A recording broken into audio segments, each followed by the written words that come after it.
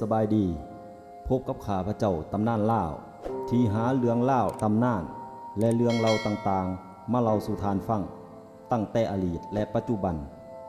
ท่านผู้ชมสามารถแสดงความคิดเห็นต่างๆและคอมเมนต์เข้ามาไล่อยากจะฟังหรือหูเรื่องเล่าตำนานใดตำนานเล่า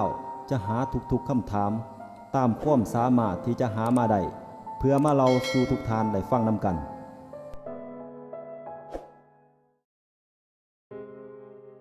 คลิปนี้ตำนานล่าวจะพาทุกท่านมาหับส้มหับฟังประวัติของพระบางพุทธลาวันว่ามีความเป็นมาคือแนวใดล้วยเหตุอันใดเพิ่นจึงไล่มาประดิษฐานอยู่ประเทศลาวจนฮอดปัจจุบันขั้นพร้อมแล้วมาหับส้มพร้อมๆกันพระบางพุทธลาวันหรือพระบางพระพุทธรูปมิงบ้านขวัญเมืองของชาวล้านสามีพระนามว่าพระบางพุทธลาวันปฏิมากรแต่ที่คนลาวเอื่นปัจจุบันมีนามว่าพระบางปางประทับปางหามญาติบางแรงก็ว่าปางประทานอภัยขนาดองค์ล่วงสูง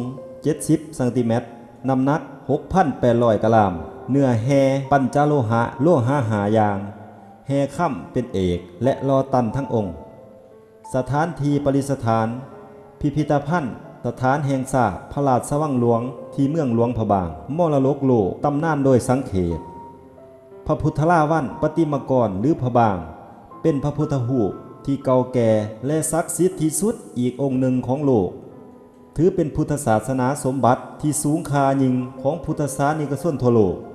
โดยเฉพาะแม่นชาวลาวล้านสร้างทั่วประเทศที่แผ่นดินอันแสนหักของพวกเฮาไล่เป็นที่ประทับประดิษฐานแก้วมณีหลวงประเสริฐในพุทธศาสนามาแต่โบราณกาลสืบมาจนถึงปัจจุบันข้าพระเจ้าขออนุญาตกล่าวถึงตำนานขององค์พระบางล้วยหยอลังนี้พระบางเลยถูกล่อขึ้นที่ลังกาทวีปเมื่อประมาณพ.ศ. 436ประมาณ107 ปีก่อนพ.ศ. ล้วยพระอรหันต์นามว่าพระจุลนาคเทระล้วยปัญจโลหะหายางแต่มีโลหะค่ำเป็นอัฐถาตุแห่ค่ำเป็นลักประมาณ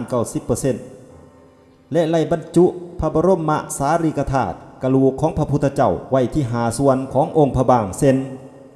พระนาราชหน้าผากพระศอข้อพระอุระหน้าเอิกคอพระก้อนแขนทั้งสองข้างและพระสานุหัวเขาทั้งสองเมื่อประมาณพ.ศ. 1389ศตวรรษที่9พระมหากษัตริย์แห่งลังกาทวีปไล่พระราชทานพระบางเพื่อเป็นเครื่องราชบรรณาการและพระเจ้าอินทวรมันที่1มหากษัตริย์แห่งกัมพูชาประเทศผู้ก่อตั้งนครวัดนครธมอังกอร์โดยมีพระประสงค์ที่จะเผยแผ่พุทธศาสนาไปยังกัมพูชาประเทศและทั้งเป็นการเจริญสัมพันธ์ไมตรีอีกด้วยแต่นั้นมาพระบางจึงได้ประดิษฐานที่ดินแดนเขมรเป็นเวลากว่า4 ศตวรรษตกมาถึงพ.ศ. 1898 ค.ศ. 1355ภายหลังการถอนโฮมหัวเมืองลาวบูฮานหน่อยใหญ่เขาเป็นพระราชอาณาจักรลาวล้านสร้างเอกภาพของพระเจ้าฝ่างมโดยมีศูนย์การปกครองที่นครเสียงลงเสียงทองไล่สำเร็จลงพระเจ้าปรมันทเขนนาราซาไล่พระราชทานองค์พระบางและพระเจ้าฝ่างมโดยมีพระประสงค์คือ 1. พรค่ายพระวิริยะอันเหี่ยมและเล็ดขาดของพระเจ้าฝ่างมหลังจากพระเดชศึกและขึ้นเสวยราช 2. เพื่อเจริญสัมพันธไมตรีกับล้านสร้างในขณะที่นครวัดแห่งอาณาจักรขอมกำลังเริ่มเสื่อมอำนาจลงในเวลานั้นจึงจำเป็นต้องเพิงโฮมสมภารประเทศล้านสร้างผู้เป็นญาติวงศ์เพื่อสนองพระประสงค์ในพระเจ้าฝ่างมที่อยากจะยกเอาพระพุทธศาสนาขึ้นเป็นศาสนาประจำชาติเมื่อเป็นเช่นนั้นแล้วพระเจ้าแห่งอังกอร์จึงได้จัดแต่งพระธรรมทูตนักบวชที่สำนาญการเทศที่สุด20 ตนนำโดยพระมหาเทพสงกานอต้นพระมหาสีโพพระไตรปิฎกฉบับเดิมเป็นภาษาขอมสร้างผู้เฮียนจบศาสตราการล้อมท่องรอพระสร้างตีเล็กสร้างปั่นนาฏศิลป์นักฟ้อนโขนคณะมโหรีหน่วยใหญ่และอื่นๆให้แห่แหนนำขบวนอัญเชิญพระบางขึ้นเมื่อยังดินแดนด้านซ้ายขบวนอัญเชิญพระบาง แวกกายไปยังเมืองไรใดนครไรในดินแดนด้านสร้างซุ่มเจ้าพญาคองเมืองต่างก็ผ้าภัยพ่นของตนตกแต่งเครื่องบริขารออกมาบูชาต้อนรับเป็นอย่างดีและสมพระเกียรติแสดงถึงความศรัทธาอันล้นเหลือของชาวล้านสร้างแต่เหนือตลอดไต่จนขบวนไหลมาถึงนครเวียงจันทน์ที่หาดลอนจันทน์ประชาชนก็พากันออกมาถวายการต้อนรับขับสู่และสักการะบูชาองค์พระบางอย่างบ่ขาดสายหมวดคณะธรรมทูตและไพพลในขบวนแฮวอจึงได้ถือโอกาสพักเอาแห้ง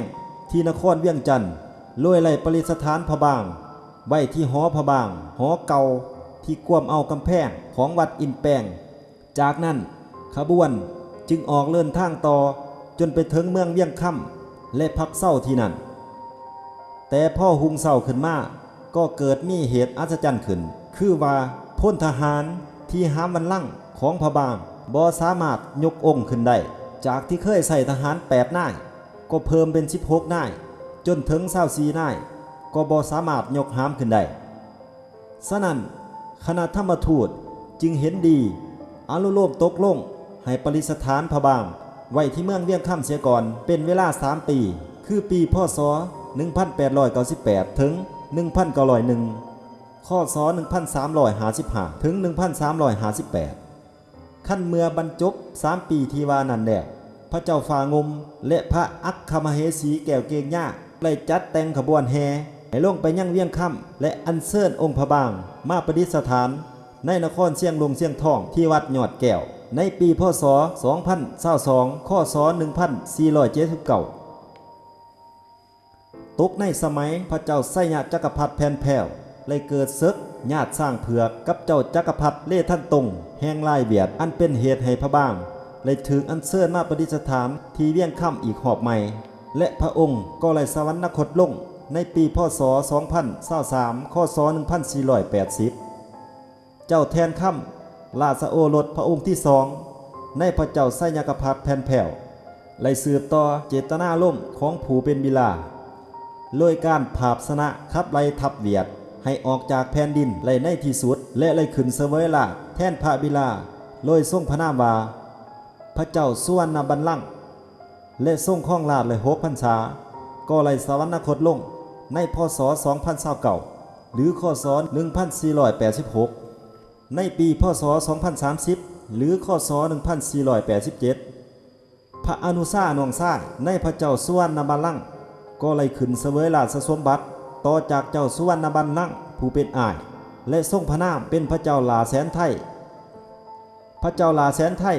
ผู้ทรงเคยนางครองเมืองเวียงค่ำมาก่อนจึงไล่อัญเชิญองค์พระบางขึ้นไปประดิษฐานยังนครเชียงลงเชียงทองหลังเก่าที่วัดเชียงกลางในปีลังกาวไล่ทรงถวายพระนามให้แก่ราชธานีจากนครเชียงลงเชียงทองมาเป็นนครหลวงพระบางมหาราชธานีศรีสัตนคณาหุตแต่นั้นมากจนตกมาถึงปีพ.ศ.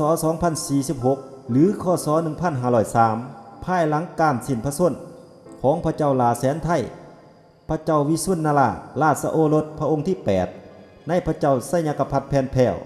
พระอนุชาในพระเจ้าหลาแสนไทยไล่ขึ้นครองราชสืบต่อและทรงไล่ยกย้ายองค์พระบางจากวัดเชียงกลางมาประดิษฐานที่วัดมโนร่มซึ่งเป็นวัดที่ใหญ่กว่าองค์พระบางจึงไล่ประดิษฐานที่วัดมโนร่มนับแต่ปีพ.ศ. 2046ถึง2250หรือข้อศ. 1503ถึง1707ในปีพ.ศ. 2103หรือข้อศ. 1560พระเจ้าไสยเสถาธิราชไล่ยกย้ายราชธานีจากหลวงพระบางลงมายังเวียงจันทน์และทรงสถาปนาพระนามว่า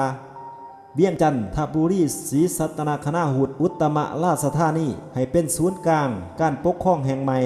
เป็นมหาธานีนครลาวล้านสร้างก็คือเป็นศูนย์ร่วมเผ่าลาวคนลาวศิลปะทุกสายทุกแขนงการค้าการทหารและอื่นๆไล่มาเจริญขยายที่นี่จนกระทั่งถือว่าเป็นยุคค่ำแห่งล้านสร้างจนถึงถ่ายรัชกาลพระเจ้าสุริยาวงศาซุ่มปีพ.ศ. 2240ซึ่งเวลานั้นองค์พระบางก็ยังคงประดิษฐานที่นครหลวงพระบางเส้นเริ่ม ข่าวการสวรรคตของพระเจ้าสุริยาวงศาในต้นส้มปีพศ 2240 เลยเป็นที่สะท้านสะเทือนไปทั่วทั้งแผ่นดินล้านสร้างเนื่องด้วยพระองค์นั้นขาดซึ่งราชโอรสนั่นเป็นเหตุ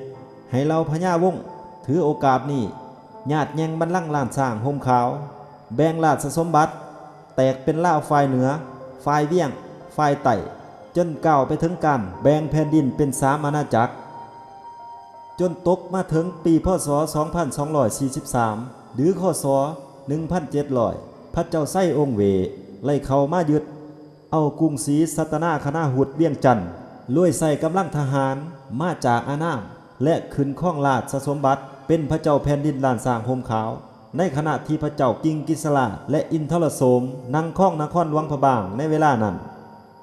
ในซุ่มปีเดียวกันพญาน้องอนุสาในพระเจ้าไส้องค์เวไล่โฮมกำลังขึ้นบุกยึดเอาหลวงพระบางเป็นที่สำเร็จผลแต่นางข้องหลวงพระบางเป็นเวลา7 ปีท้ายสุดเจ้ากิงกิสลาและเจ้าอินทรโสมไล่ทอนโฮมกำลังเล่าฝ่ายเหนือมาตีต่างจนเฮ็ดให้พญาน้องต้องถอยทัพและไล่อัญเชิญพระบางไปประดิษฐานยังเวียงจันทน์พอในตำนานบ่ไล่ระบุห้องหลวงหรือวัดไล่ในเวียงจันทน์ที่ไล่ประดิษฐานองค์พระบางในเวลานั้นสันนิษฐานไว้ว่าคงจะเป็นภายในห้องหลวงของวัดพระแก้วในบริเวณพระราชฐานจนตกมาถึงปีพศ 2321 หรือคศ 1778 ในราชการพระเจ้าสิริบุญญาสารราชโอรสในพระเจ้าไส้องค์เวภายหลังการเสียศึกของหลานสร้างเวียงจันทน์ให้แก่สยามโดยการนำผ้าของพญามหากษัตริย์รัชกาลที่1ในราชวงศ์จักรีไล่อัญเชิญเอาองค์พระบางและองค์พระแก้วมรกตจากกรุงศรีสัตนาคณาหุดเวียงจันทน์ไปประดิษฐานยังกรุงธนบุรีพร้อมได้เชิญเอาเจ้านันทะและเจ้าอินทรวงศ์โอรสในพระเจ้าสิริบุญญาสารไปพร้อมเพื่อเป็นพระประกันในปีพศ 2523 หรือคศ 1782 พญามหากษัตริย์ศึกเลยส่งปราบลาพิเศษขึ้นเสวยลาเป็นพระมหากษัตริย์สยามหรือท่ามาธิบดีหนึ่งเลยยกย้ายเมืองหลวงจากกรุงธนบุรีไปสถาปนาเอาบางกอกขึ้นเป็นศูนย์กลางการปกครองแห่งใหม่ในนามกรุงเทพพมหานครอมรัตนโกสินทร์ในเวลานั้นเลยมอบหมายแต่งให้เจ้านันทะในนามพระเจ้านันทเสนไปนั่งครองนครเวียงจันทน์แทนผู้เป็นวิลาและไล่พระราชทานองค์พระบางขึ้นให้พร้อมฉะนั้นพระบางจึงได้กลับขึ้นมาประดิษฐานที่เวียงจันทน์ส่วนพระเจ้านันทเสนก็ไล่นั่งครองนครอยู่เป็นเวลา10 พรรษาก็ไล่ส่งล่าโลกสู่สวรรคาลัยในปีพศ 2335 หรือคศ 1792 กาวลาตัดตอนมาถึงราชการพระเจ้าอนุวงศ์เจ้าผู้ครองนครเวียงจันทน์ในนามประเทศลาวในราชอาณาจักรสยามไล่ก่อการต่อต้านเพื่อกอบกู้เอาเอกราชขึ้นสู่แผ่นดินแม่แต่บ่เป็นที่สำเร็จพระนางเก่าเจ้าอยู่หัวรัชกาลที่3เลยส่งออกคำสั่งให้นำทัพไปมางเพเผาผลาญกรุงศรีสัตนคณาหุดเวียงจันทน์ให้เป็นเท่าทานพร้อมทั้งกวาดต้อนเอาราษฎรลาวทรัพย์สมบัติทั้งศาลและศิลป์อันไล่เอาไปไล่แม่นให้คนขุนเกวียนนี่เป็นเหตุให้พระบางเลยถึงอัญเชิญไปยังสยามเป็นครั้งที่2พระบางเลยประดิษฐานที่บางกอกเป็นเวลา39 ปีจนถึงรัชกาลที่4จึงไล่พระราชทานพระบางขึ้นให้แก่เจ้าจันทกุมารโอรสในพระเจ้ามันทาราชในปีพศ 2410 หรือคศ 1867 ถือเป็นว่าเจ้าจันทกุมารเลยทรงเป็นผู้อัญเชิญเอาองค์พระบางกลับขึ้นดินแดนด้านซ้ายโดยไล่ประดิษฐานไว้ที่นครหลวงพระบางสถานที่หอพระบางวัดวิสุทธินราชไล่ยกย้ายมาประดิษฐานในอาหามวัดใหม่สุวรรณภูมิมาล่ามตั้งแต่เดือนพฤษภาคมพ.ศ. 2432 หรือคศ 1889 จนถึงพ.ศ. 2484 หรือคศ. 1941 จึงไล่อัญเชิญเขาประดิษฐานที่ท้องพระโรงในพระบรมมหาราชวังตั้งแต่บัดนั้นเป็นต้นมาเนื่องจากล้านศิลปกรรมลาวเป็นล้านสารคดีที่เน้นการนำเสนอทางล้านศิลปะเป็นต้นต่อโดยเฉพาะเป็นพุทธศิลป์ล้านสร้างตอนปลายที่เน้นการสร้างพุทธบัลลังก์ที่สูงสง่า โดยพุทธบัลลังก์ขององค์พระบางจะสามารถสังเกตได้อย่างชัดเจนเช่นเป็นพุทธบัลลังก์หาสั้นหามุมออกทรงเป็นบัลลังก์สำหรับประทับยืนที่สูงสง่าและบ่ปรากฏรูปกีบบัวค่ำบัวง้ายแต่อย่างใดถ้าหากท่านผู้ชมท่านใดมักอย่าลืมกดไลค์กดแชร์ให้ตำนานลาวในเด้อกดติดตามและกดกระลิ่งเพื่อจะบ่พลาดในการอัพคลิปใหม่ๆในครั้งต่อไปขอขอบใจ